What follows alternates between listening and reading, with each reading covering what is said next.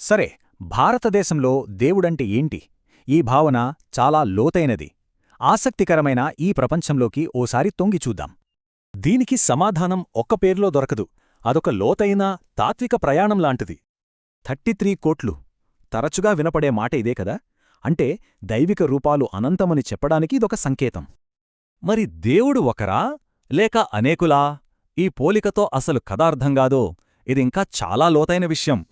సరే, దీన్ని అర్థం చేసుకోవాలంటే విశ్వాన్ని నడిపించే 3 ప్రధానమైన పనుల మీద దృష్టి పెట్టాలి. సృష్టి, స్థితి, లయం. ఈ 3 పనులే త్రిమూర్తులు. జీవితచక్రం నిరంతరం సాగటానికి ఇవే ఆధారం. అయితే వీటన్నింటి వెనుక దేవతలతో సహా అన్నింటినీ కలిపి ఉంచే ఒక మూల భావన ఏదైనా ఉందా? ఆ భావనే బ్రహ్మం.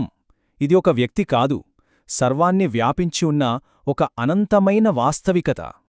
అయితే ఇక్కడే ఓ ముఖ్యమైన పాయింటుంది.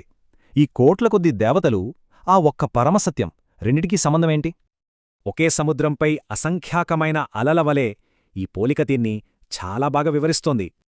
అంటే ప్రతి దేవుడూ ఆ బ్రహ్మం యొక్క రూపమే. ఏ దేవతను పూజించినా అది ఆ మూలాన్ని చేరే మార్గమే. ఇలా చూస్తే అనేక దేవతల నుండి నిరాకార బ్రహ్మం వరకు ఇవన్నీ దైవాన్ని అర్థం చేసుకునే వేర్వేరు స్థాయిలు.